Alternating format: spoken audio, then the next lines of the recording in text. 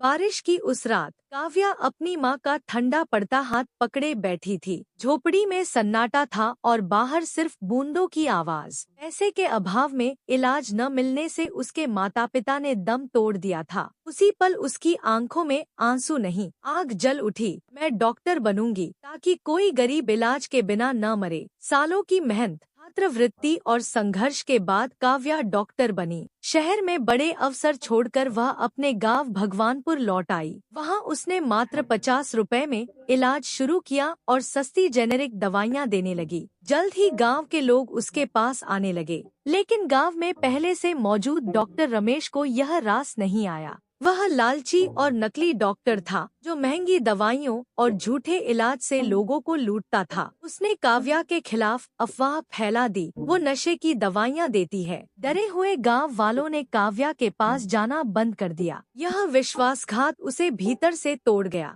तनाव और पुरानी बीमारी ने उसे जकड़ लिया और वह शहर के अस्पताल में भर्ती हो गई। उसी समय गांव में डायरिया फैल गया। डॉक्टर रमेश की दवाइयां बेअसर रहीं। लोग तड़पने लगे। काव्या का दोस्त राहुल जब गांव पहुंचा तो उसे सच्चाई का पता चला। उसने बताया कि काव्या ही इस बीमारी की विशेषज्ञ है। अपनी हालत की परवाह किए बिना काव्या वापस गांव लौटी। उसने सबको माफ किया और तुरंत इलाज शुरू किया। दवाइयों और सफाई के महत्व को समझाकर उसने पूरे गांव को बचा लिया। लेकिन इस बार उसकी अपनी बीमारी ने उसे नहीं छोड़ा। दिनों बाद वही गांव जो कभी उसके खिलाफ खड़ा था, उसकी चिता के सामने रो रहा था। गांव वालों की आंखों में पछतावा था। अगर हमने उस पर भरोसा किया होता तो आज वो जिंदा होती। डॉक्टर रमेश और उसका साथी गांव छोड़कर भाग गए और काव्या की याद में गांव वालों ने एक अस्पताल बनवाया, डॉक्टर काव्या निशुल्क सेवा केंद्र, जहां हर गरीब का इलाज मुफ्त होने लगा। काव्या चली गई, लेकिन उसका सपना जिंदा रह गया।